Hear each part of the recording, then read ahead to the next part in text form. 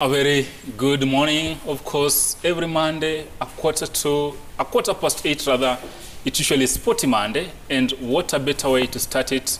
I have very good company in studio in Arocho himself. Yes. And of course, Steve Shitera. Asante. Yeah, it's a beautiful morning, guys, and lots of stuff to discuss. Of course, the Euros will get there shortly and know who got it wrong or who got it right. And of course, I think we got it right together with Arocho. The moment you unceremoniously ejected, he supported the machine. I supported France. But we converged and put our weight behind Italy. And our word stood. I think he put his money on the English. Oh, he did? He put his money on the English. I was confident. You know, the English was so lucky in this. But how did I think that you supported Italy? Well, I think you wanted me to support your team. But you supported a losing team. Anyway, just told it there. We'll be visiting that soon. But first things first, let's start locally. And it was a weekend packed with rugby action. Arocho at Nyayo, we had Simbas in action, we had Lionesses in action, and of course Chipo, that's our national under-20 side. But let's begin with Simbas. They mauled Zambia, and this was after defeat last weekend against Senegal. And that victory basically reignites our chances in qualifying for the Rugby World Cup, that in 2023 in France. What's your perspective of that match, and what do you think going forward should be done after beating the Zambians? Well, first of all, congratulations to the Simbas, because I remember last week on the set, we were really worried after losing the first match. At the moment, we are second behind Senegal, and I think we've moved to the next stage. And in any case, we proceed on with the good results.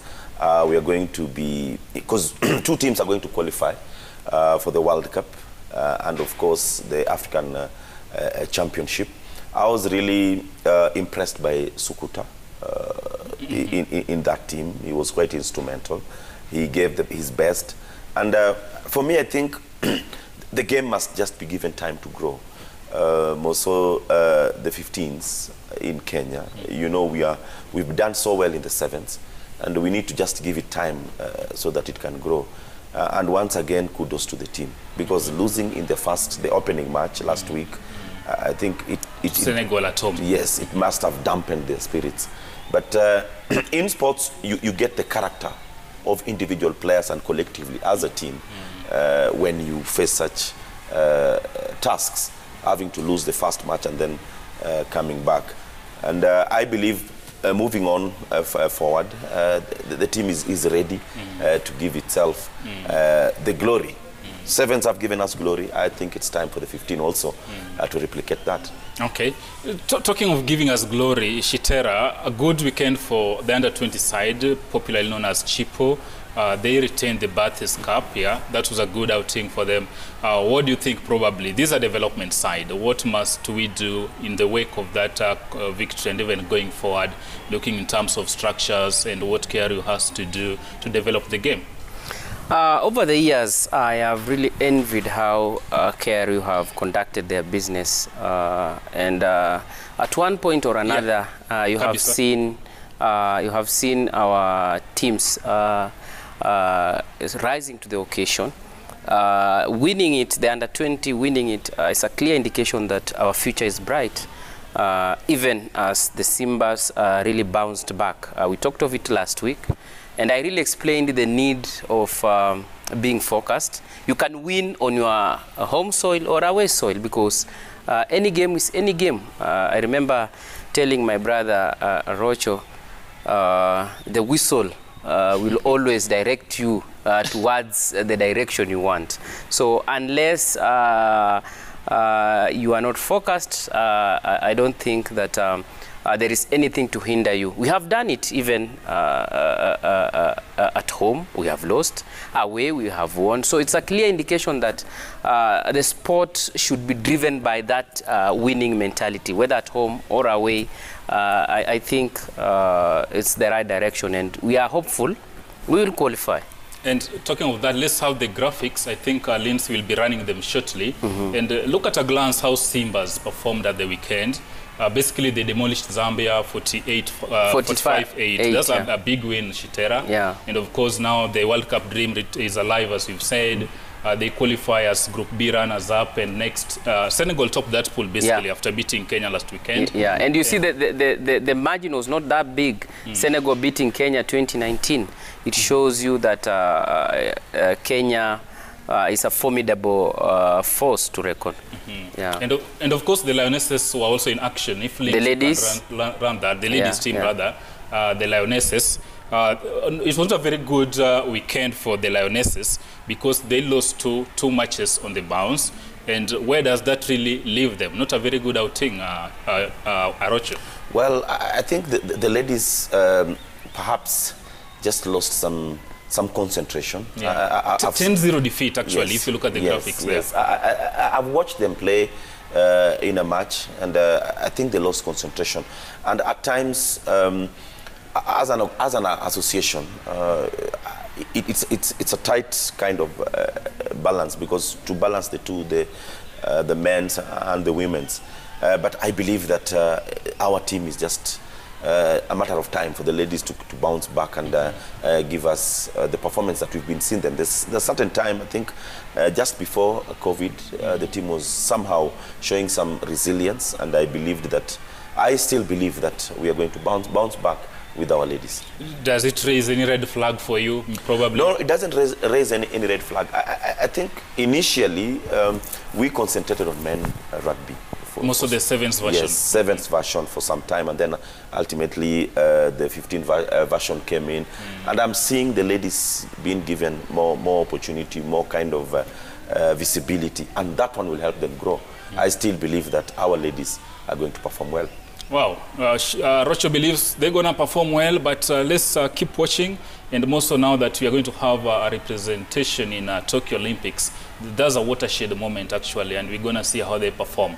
But still keeping it local, in the Kenyan Premier League, we had some major developments. Of course, Vas Pinto ditching Gor Mahia in the night, and now he's in Portugal, his native country.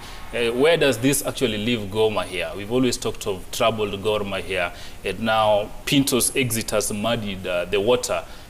They had hoped probably to win the title after missing the continental ticket, Shitera. Where does this leave Gor Mahia? I think it was just a matter of time before Pinto exited. And Gor Mahia were creative enough. Remember, they brought in Samuel Molo Pamzo as an assistant coach. Pamzo held it briefly when the former coach resigned. He took through Gor Mahia to the Continental Championship, which they did not make it. But again, it boils down to what I've always been saying. Why don't we have any hope for our local coaches? I think it is done, and it's very possible, because Samuel Molo Pamzo has been a player for Tusker FC. He has played for our national team. These are people who have really held our heads high at a point of need. Omolo Pamzo was a very good defender, very solid defender at the back. So we need to reward these coaches. Look at what Matano is doing at Tusker.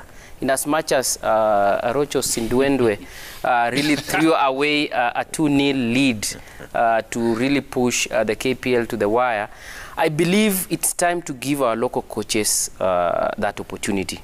I was not so happy when Anthony Kimani was dismissed at FC Leopards, just because we need someone of a foreign nationality to handle our team. I believe our local coaches can do it. Francis Kimanzi has shown us that it is possible at the national team. It's only the managements that do not synchronize with the teams, and eventually we go under. I think the foreign mentality, I think, is brought about by the issue of money, whereby there is some kind of business that is taking place. Locally, you see, when I hire Arocho, I might come in for free. I'm not sure if Arocho will be willing to work for free. No, I was just throwing in an example. But again, Arocho, Yes. Shitera thinks we should go local and give a lot of opportunity to our local coaches.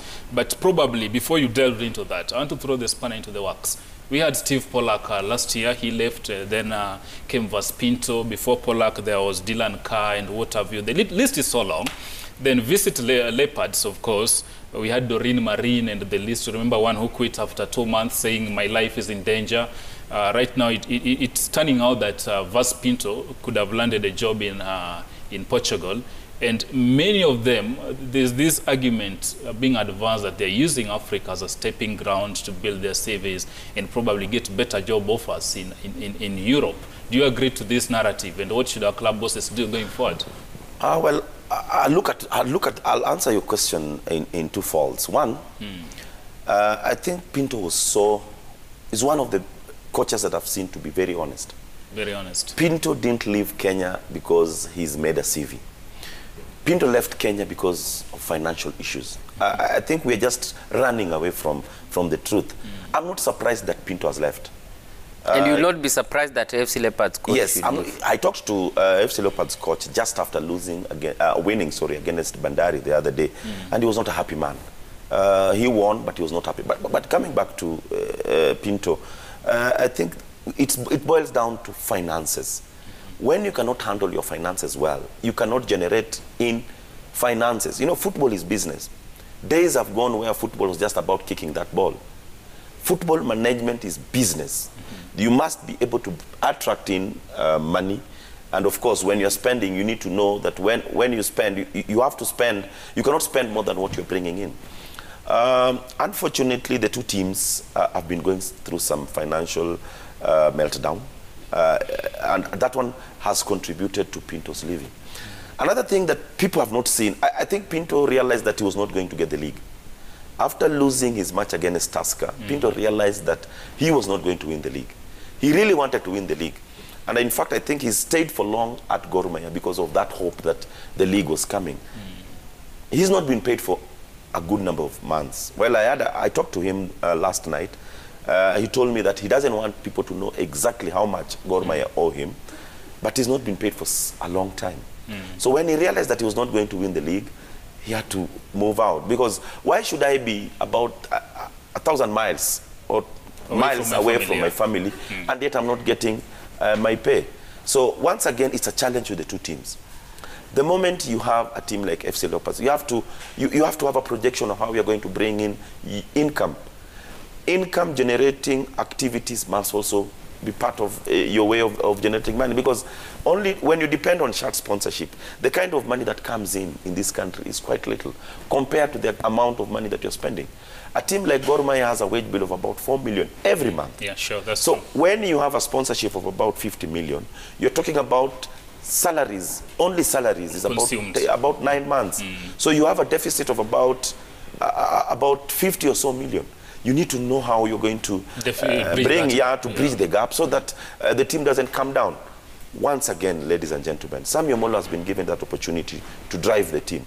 But you cannot drive a team that has no morale. You can only drive a team that has the morale. And it's very unfortunate that when the foreign coaches leave, when the club has really overspent, the local coaches are left when there is nothing to bring out. So we are usually left with our teams that are not up. The local coaches will struggle to straighten the teams, but when fortunes start dripping in, now it's when the club management see that now we need a foreign coach. That mentality should end. I remember it with Anthony Kimani when Kasambungo left. He really stood with the team. The team was relegation threatened, but he struggled and balanced the team and survived. To a point of even drawing with the very much dangerous Gor Mahia. So I believe let us not run back to local coaches when we have a problem. Let us also celebrate them when we are happy. Okay. Celebrating local coaches, and let's go straight to Tokyo, Japan, where, of course, we have Team Kenya. There's a first contingent that left. They're already in Karume, the second batch, and, of course, the third batch is also heading to Karume.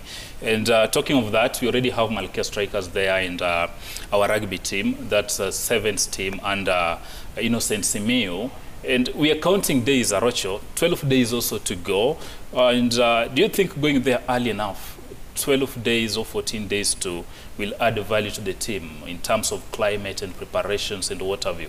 Yeah, we have to acclimatize. And you know, there are several kind of tests that they're going to undertake when they're in Tokyo. Because currently they are outside they are in a bubble, but outside the camp. Few days before the event, they will move to that very camp where they'll still be in a bubble. I was talking to the Malkia Strikers captain last night, and she told me that they traveled so well, though it was a long trip, about 17 hours, moving into Doha and then flying to Tokyo. But all said and done, I think it will help them. First, they'll have to acclimatize, because when you're competing, your body must also be ready to compete. And then, of course, as I said earlier, the testing and all that. I believe we've prepared so well. I believe there have been no hitches. I had a talk with the general team manager, Mr. Correa, and he told me that this time around things are being done differently. Money is being wired to your account direct. The issue of carrying gunias traveling to Brazil, what happened in Rio, the other edition, is gone. The fact that uniforms were given way early. It was a whole mess. Yeah. Yes, the mess that we had in Rio. This time around, you had a list, your name, Fred Arocho, you're participating in this event, you need this. And Mina made them sign an MOU. That's one thing I like about our minister, our CS, the fact that he stamped her authority. Last time, I think Daktari did not really have a grip of the team. But this time, Amina had each and every team sign an MOU, and individual team managers are answerable to, in any case something is not there. If a player doesn't have a uniform or something that will enable him perform, it's the team manager who is going to be held accountable. Once again, on this, the government, led by our able minister, have done us proud. Has done us very proud, I must agree. And staying with Tokyo, our very own Michael Kinyi is in the Japanese capital and filed the following footage from Tokyo. Let's take a listen. Summer Olympic Games starting on the 23rd of July, but the weather looks nothing like the summer. On its third day in the host city Tokyo, the Olympic torch ceremony was again disrupted by the rains.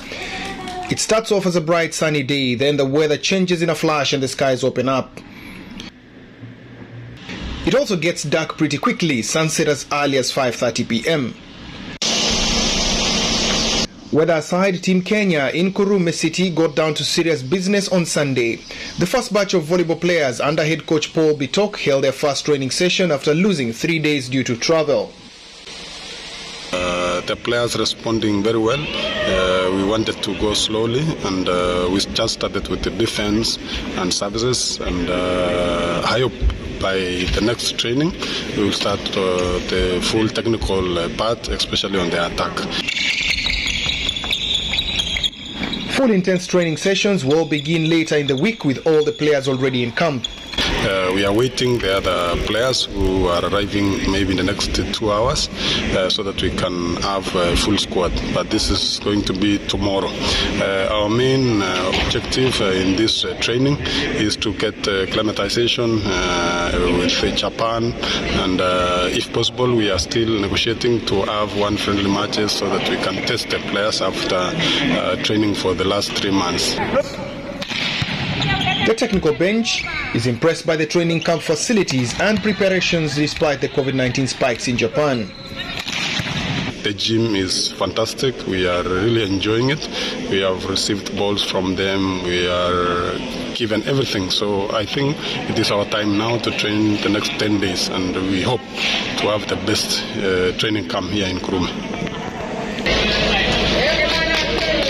Other than the national women volleyball team, the Malkia Strikers, the rugby men team Shujaa is also in Karume, having arrived early Sunday evening. They are expected to start their intense training sessions on Monday for a period of 2 weeks. Michael Kinyi for Citizen TV, in Tokyo, Japan. Yeah, definitely there. Beautiful package by Mike. And of course, you've had Bitok there giving his insights. And the daggers have been drawn, Shitera. The stakes are very high. Roch has talked of very good preparations, which we must agree. And Bitok is somebody whom we convinced actually to come back home after a splendid job in Rwanda. What do you think are Malkia Strikers' chances in Tokyo this time round? It's just putting the best foot forward, and I don't believe there is any better way to do it than receiving direct blessings from the president himself, President Uhuru Kenyatta. That is the best any team can have in Kenya, and with that, I believe Malkia Strikers have done it in Kenya, they have done it in Africa, they can do it in the world, so why not? It's possible. I saw Nigeria beating USA in basketball. So anything is possible. Anything is possible in sports. So I have a lot of confidence in Team Kenya in Japan. I'm sure we will surpass the 13 medals that we won in Rio last time. And I believe at least if we do badly, 15, because we have so many disciplines represented there, and I'm very hopeful. Very hopeful. The preparations were okay. No one is complaining. And sometimes we usually castigate the government, but on this, they have done their job. The ball now is in their court. In their court. Team sport we haven't done very well. And now we're talking of Malkia. The Lionesses will be there. We are talking of Shujaa, Rocho. And of course the field event, we've talked about that because our strength for long has been on the middle distance races. Do you think probably this time we can break that dark and shine all the way? What are Shujaa's chances in this tournament, Rocho? Before I refer to Shujaa, I think Malkia for me are one of our prospects. Why am I saying so? I like the fact that we brought in expertise. We brought in coaches from Brazil, and there's a time I visited their training session. You could see the kind of professionalism, the kind of technology that we are embracing. We've not really embraced technology in basketball in volleyball, but I liked what I saw. About 3 months, these were coaches that were being flown in after a week or so to just make sure that we got it right. Even the kind of selection, the selection was done scientifically. I could see players, their performance were being categorized scientifically. So even when you are dropped going by your kind of performance on the pitch. So for them, I have hope. Even in the Shujaa, I think I have hopes with our boys. I believe that we can do well. Individual performances, I'm looking at 100 meters. For me, Omanyula is my man. That guy is my man. And if we don't move into the finals, for me, we'll have not really performed well as far as Emmanuel is concerned. Moving on to short distance and even long distance, I'm expecting a lot of good performance. Yes, high jump, that is an event that we've not really had the grip. I talked to, as I said earlier, I talked to the team, the overall team manager. He told me even the kind of equipment that we are using for the high jump is not up to the standards. But that's just the beginning. In javelin, I'm also expecting, though we've been having issues with our captain, but I believe he's going to rise to the occasion, and we're also expecting something from that. As you wrap it up, Shitera, talking of captain, Andrew Monde, of course, one of the surviving members from 2016 in Rio, is actually the Shujaa captain and also the overall captain of Team Kenya, and is the one who received the flag on behalf of the team from President Kenyatta. That's midweek. And he said they are motivated and they are going there to defend the flag. And Kenyatta, in his words, say have a sense of duty. Do you think probably this could be too much on his shoulders, bearing in mind he has 2 responsibilities, going to lead a very big team? As I said, he's one of the surviving guys from Brazil, alongside our very own Injera, the top try scorer. How will this probably impact on the team? And could it take a toll on Monde in your view? No, it should not, because When you are given a responsibility, I believe you are up to the task. He has been charged to lead the Kenyan team. And I believe it should trickle down to his performance in that field. And whenever you are given that responsibility, even locally, you have some sense of confidence in you. And I believe it will actually upstage him rather than bring him down. And I believe it will have a positive charge in that team, which I believe that, as we have said, proper preparation. They have gone there quite early. The government has invested. They received their vaccination. So I believe this is a team that is really gearing and warming up to the competition. And definitely after Tokyo, again, the center stage will come back to Nairobi, Kenya. The World Under 20, of course, another big athletics competition. I think how we perform in Tokyo will really kickstart our Under 20 championship. And I believe positive results in Olympic, which we are very optimistic, will translate to the continental accolade in Kenya. Oh. Now, let's take a long flight, rather, to Latin America, or rather South America, where you had Copa America going on, a roadshow for the last 2 weeks. Tense action there, and one man has dazzled his way through and is now lifted a trophy after agonizing way. It is none other than Lionel Messi. For the very first time, he lifted a title, a major title that is, with the Argentinian national team. Well, La Puga. That is Lionel Messi's nickname, takes me back to 1978, Mario Kempes. You know, in Argentina, when you perform in soccer, you are nicknamed a god. In 1978, Mario Kempes led the Argentinian national team to revolutionize their game. In 86, Diego Armando Maradona did the same thing. He moved their game from one level to the next level. Now, 2021, Lionel Messi has done the same.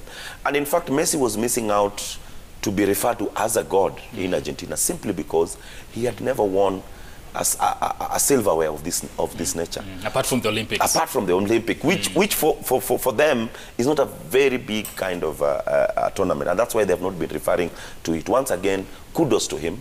The fact that he was named the player of the tournament, for me, just confirms that he's also a player who has the character.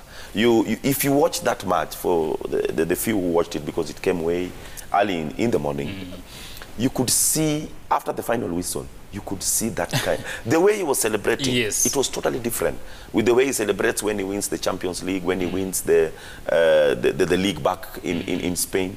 So for me, I'm happy for Lionel Messi. This should propel him to the World Cup. He needs to have a mark in the World Cup. This, for me, is a beginning point. He needs to move to the next level and win the World Cup. For Neymar, I think history judged them very harshly. Losing at Maracana.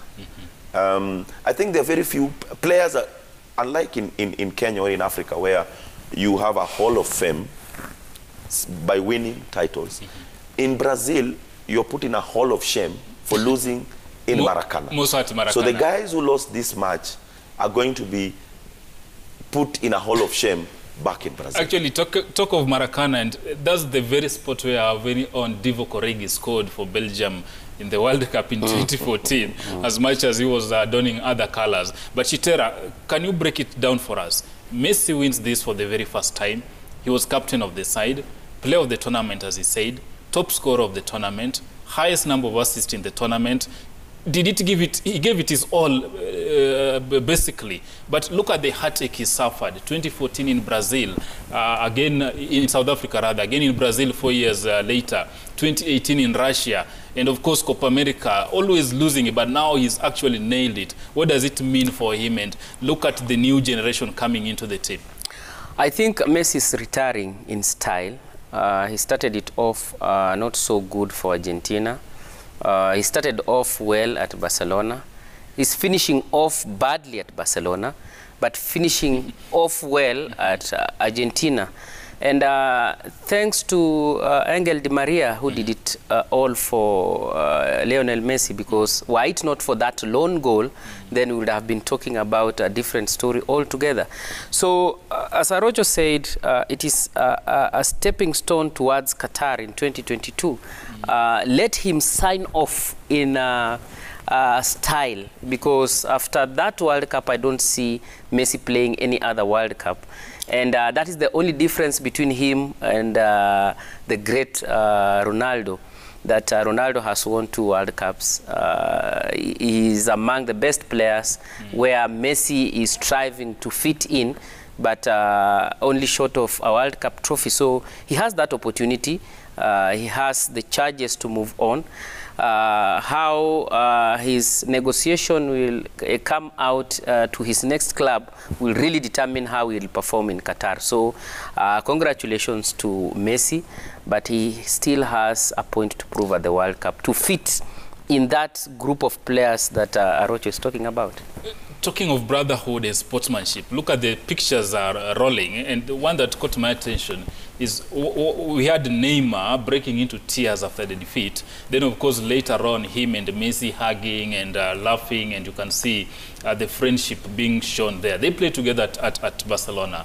What does that tell you about sports and probably the relationship between these two? Well, this should educate us, more so the fans who normally bring issues when a game is over.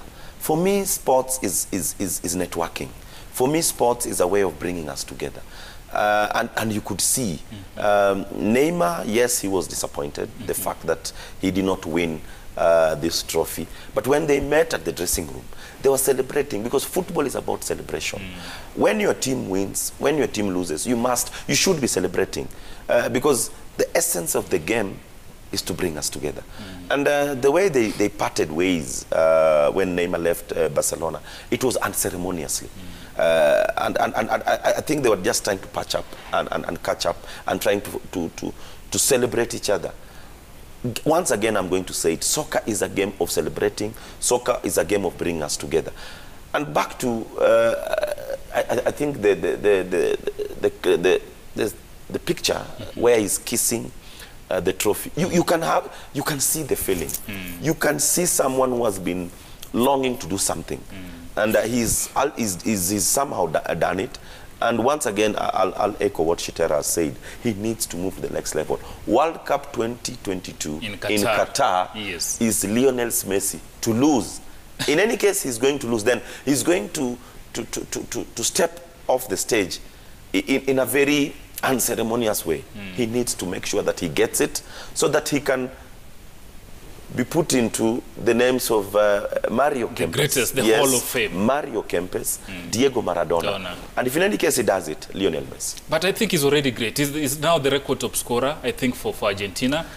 Well, unlike the way we perceive football in Kenya or in Africa, the other side of the world, there's certain things you do, they are kawaida. They are normal. They are kawaida stuff. So it's the World Cup trophy that will settle this. Bringing a trophy home.